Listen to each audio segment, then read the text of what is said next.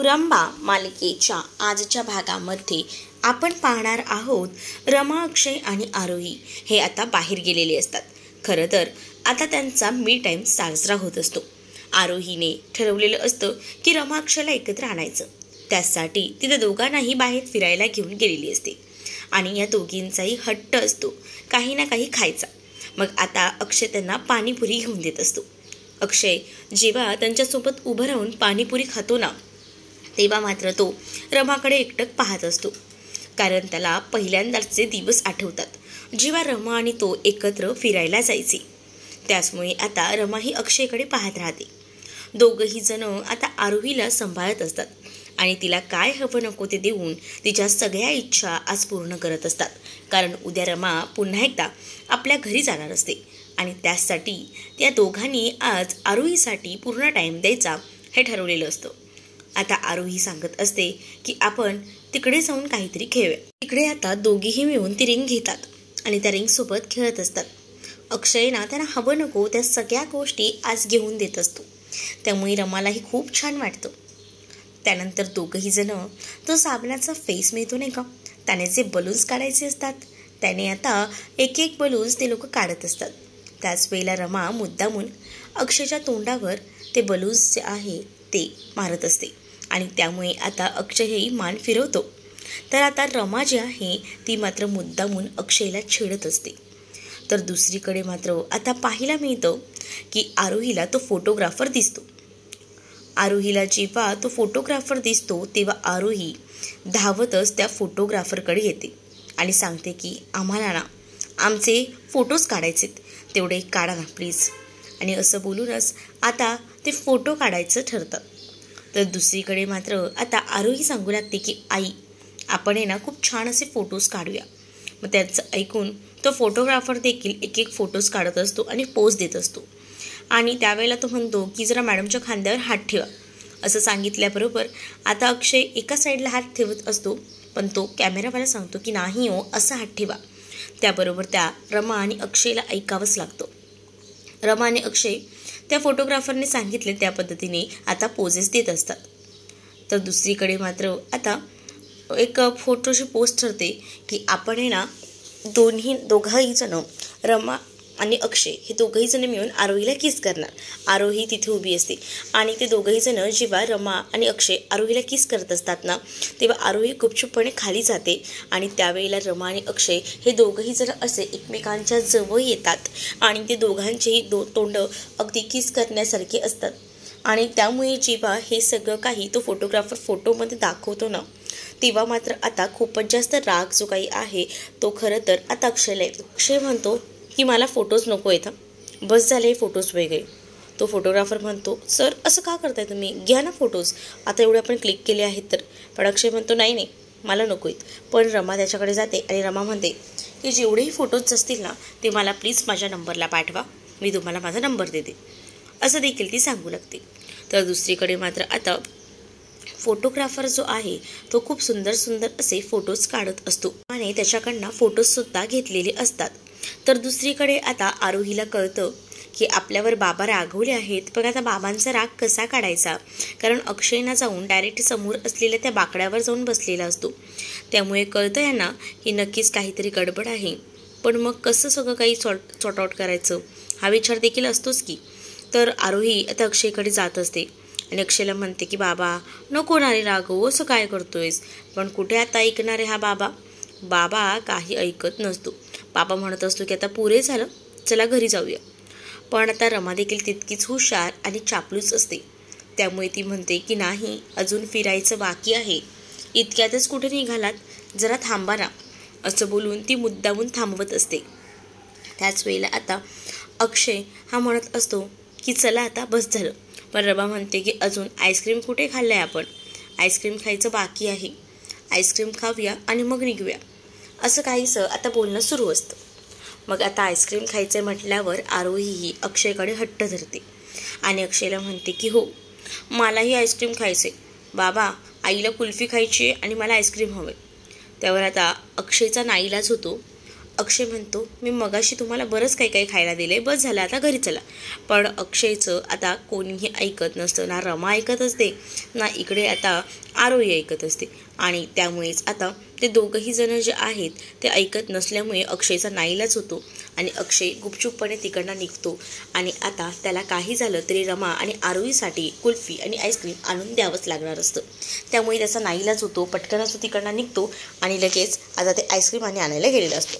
तर हे सगळं बघून मात्र ना आता खूपच जास्त हसू जे आहे ते खरं तर झालेलं असतं ते म्हणजे आरोही धावत पळत आता रमाकडे जाते, तिला मिठी मारते आणि बघितलंस का बाबांचा राग किती आहे तो, पण तुझ्या बाबांच्या रागावर माझ्याकडे औषध आहे, चल मी तुला सांगते. आणि असं बोलूनच रमा आता आरोहीला तिकडनं घेऊन चाललेली असते. कारण तिला माहिती असतं ना अक्षय रागवल्यानंतर त्याचा राग कसा घालवायचा. इतके दिवसाचा तिला अनुभव होता आणि त्यामुळेच ती आरोहीला या सख्याबद्दल सांगत होती.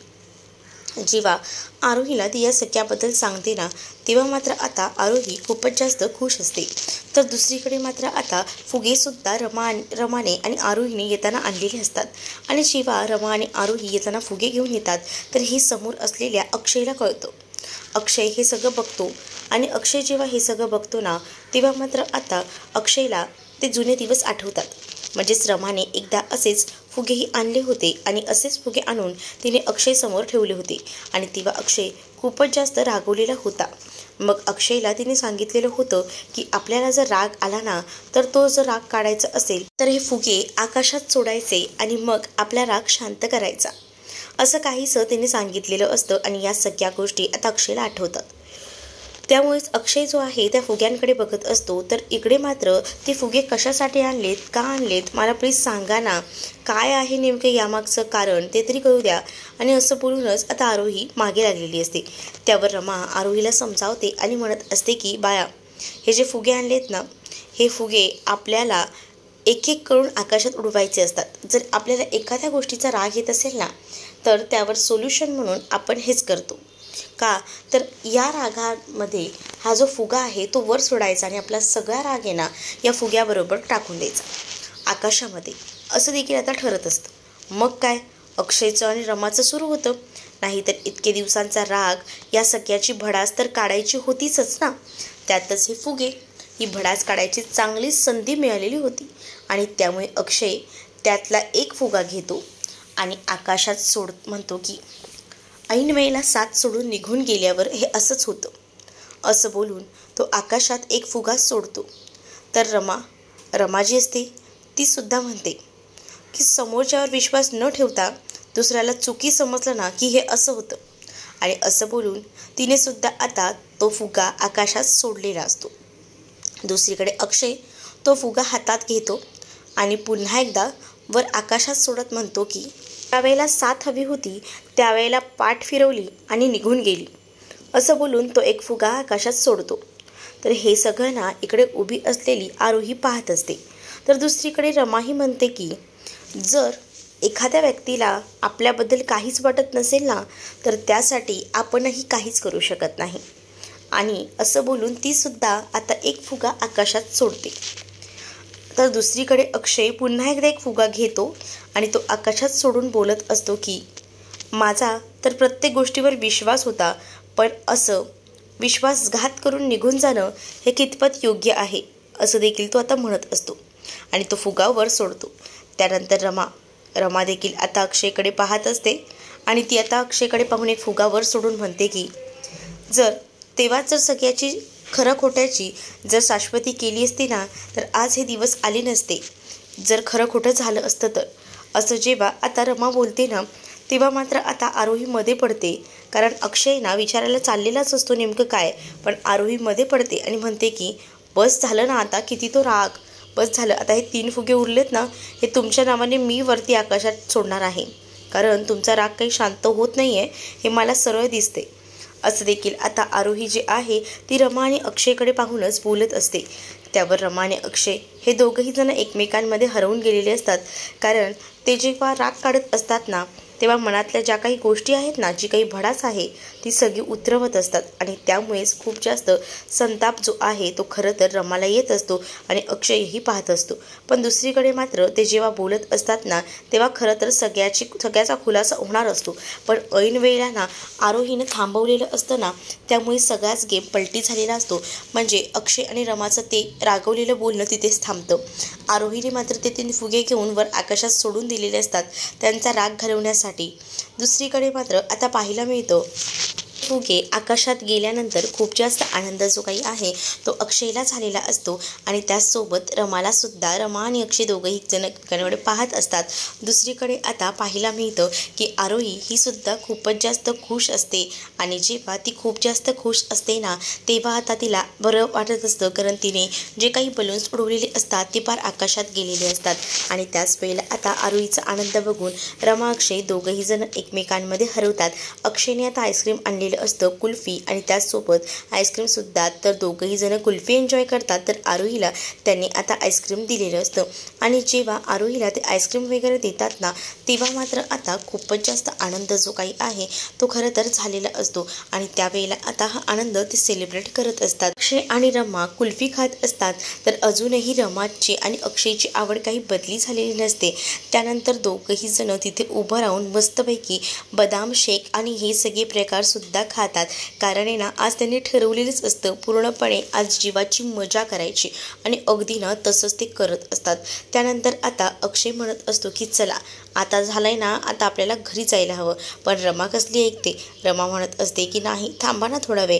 आणि आता पुन्हा एकदा दोघंही जण थांबतात आणि जेव्हा ते थांबतात तेव्हा पुन्हा एकदा अक्षय जो आहे तो आईस्क्रीम घेऊन आरोहीला देतो. आरोहीला म्हणतो आता हे शेवटचा पुन्हा आईस्क्रीम मिळणार नाही असं देखील तो म्हणतो. आणि त्याच रस्त्याने ना नेमके आता या आजीला घेऊन चाललेले असतात आणि जिथे अक्षय आणि रमा थांबलेले असतात ना तिथेच नेमकी गाडी यांचीसुद्धा बंद होते. आणि त्याच वेळेला आता इरावती जी आहे ती त्या ड्रायव्हरला म्हणत असते की काय झालं आहे, गाडी का थांबवलीस, मध्ये गाडी सुरू कर लवकर. तर तो ड्रायव्हर म्हणतो की मॅडम काय करू, गाडी बंद पडली आहे. अरे मग वाट कसली बघतोय, उतर आणि बघ ना काय झालं आहे ते गाडीला. आणि असं बोलून तो गाडीतून उतरतो आणि गाडीतून उतरून झाल्यानंतर आता तो पाहत असतो की नेमकं काय झालं आहे गाडीमध्ये. आणि त्याच वेळेला आता इकडे इरावती ही घाबरलेली असते, कारण रमाने पकडायला नको. जर रमाने इथे पकडलं तर अक्षयसमोर आपला खुलासा होईल ही सुद्धा भीती असते आणि त्यामुळेच ती आता डोक्यावर ना पदर वगैरे काहीसा घेत असते. तर आता ती पदर वगैरे जेव्हा घेत असते ना तेव्हा मात्र रमाला तिथे ती गाडी बंद असलेली दिसते. रमा आता अक्षयला म्हणत असते की कोणाला तरी आपली गरज असेल का हो, त्यांची गाडी बंद झाली आहे, आपण त्यांना मदत करूया का. अक्षय म्हणतो कशाला, काही गरज नाही आहे कोणाला मदत करायची, नको मध्ये पडू ह्या सगळ्यामध्ये, असं देखील रमाला अक्षय सांगत असतो. पण दुसरीकडे मात्र रमा काही ऐकत नसते. रमाला वाटत असतं की कुठेतरी काहीतरी गडबड आहे आणि म्हणूनच तो आता विचार करतच हळूहळू पुढे जात असतो. तर दुसरीकडे मात्र रमाने आता ठरवलेलं असतं की नक्कीच आपली कोणाला तरी गरज आहे आणि मग आपण त्या गरजेसाठी जायला नको का. आणि म्हणूनच ती आता पुढे हळूहळू का होईना चालत गेलेली असते. आणि जेव्हा ती पुढे जाते ना तेव्हा मात्र अक्षयचं लक्ष नसतं. अक्षयने गाडी वगैरे काढायला घेतलेली असते आणि अक्षय गाडी वगैरे काढत असतो. तर दुसरीकडे मात्र आता इरावतीचं लक्ष जात असतं. इरावतीला भीती वाटत असते की जर रमा जर इथे आली तर आपला गेम झालाच म्हणून समजा, आणि म्हणूनच ती फोर्स करत असते.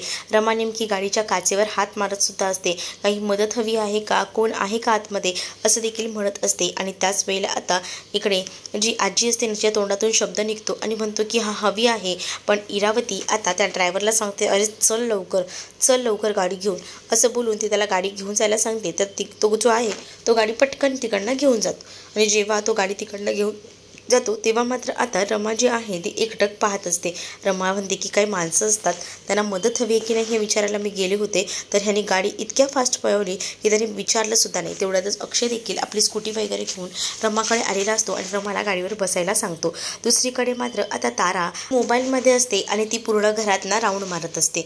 आणि त्याच वेळेला आता तिथे अर्थ आलेली असते आणि अर्थाच्या लक्षात आलेलं असतं की आजी नाही आहे, मग आजी गेली तरी कुठे असेल, असे अनेक प्रश्न ना पडलेले असतात आणि त्यामुळेच आता ती विचार करते की आजीला काय झालं असेल, आजी न सांगता अशी कशी जाऊ शकते, असे अनेक प्रश्न विचारत असताना इथे मात्र आता जी तारा असते ना ती तिच्यावर भडकत असते आणि म्हणत असते की काय चाललंय ग सारखं सारखं, आजी आजी गेली असेल ना पळून. तर इथे अर्थाला राग येतो आणि अर्था म्हणते की काय एवढं सगळं विचित्र तू कसं काय बोलू शकतेस ग, नको ग असं बोलू आपल्या आजीबद्दल, ती आपली आजी आहे ना, ती आजी ना तुझी असेल, मला काय सांगते, गेली असेल कुठेतरी, जाऊ दे ना तोंड काळं करायला, असं म्हटल्यानंतर अर्थाला वाईट वाटतं आणि अर्था खूप जास्त आता तारावर चिडलेली असते. पण तारासुद्धा तितकीच थोडी ना शांती बसणार आहे. ती जोरात आता अर्थाच्या कानाखाली वाजवते आणि तिकडनं निघून जाते. तर दुसरीकडे मात्र रमा तिथे आलेली असते आणि रमाने हे सगळं पाहिलेलं असतं. म्हणून रमा जी आहे ती आता ताराला म्हणत असते की तिची माफी माग, पण तारा काही बोलत नाही आणि तिकडनं निघून जाते.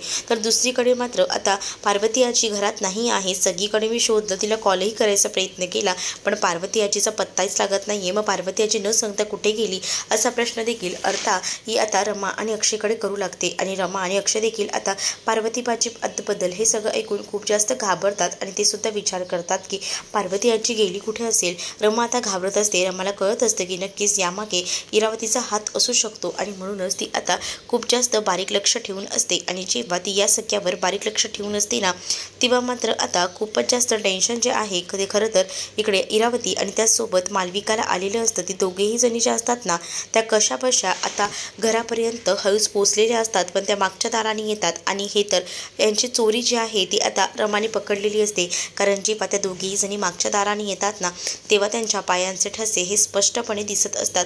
आणि जेव्हा हे ठसे दिसतात तेव्हा मात्र रमा म्हणत असते की यांनी नक्कीच आपल्या पार्वती आजीला गायब केलेला आहे. म्हणजे बघा ना, या जर शांत आणि व्यवस्थित असल्या असत्या ना तरी ह्यांची काही चूक नसली असती तर ह्या बरोबर सरळ रस्त्याने आल्या असत्या, पण ह्या मागच्या दाराने आलेल्या आहेत बघा, यांच्या पायाचे ठसे बघा, असं बोलून रमा आता इरावतीबद्दलचे पुरावे अक्षयला देत असते. आता इरावतीचं सत्य कसं अक्षय समोर येईल हे पाहणं तितकंच इंटरेस्टिंग असणार आहे. जर तुम्ही आपल्या चॅनलवर नवीन असाल तर चॅनलला सबस्क्राईब नक्कीच करा. चला तर मग भेटूया पुढच्या भागामध्ये. तोपर्यंत टाटा बाय. व्हिडिओ आवडला असेल तर व्हिडिओला लाईक करायला विसरू नका. चला तर मग भेटूया पुढच्या भागात. तोपर्यंत टाटा बाय.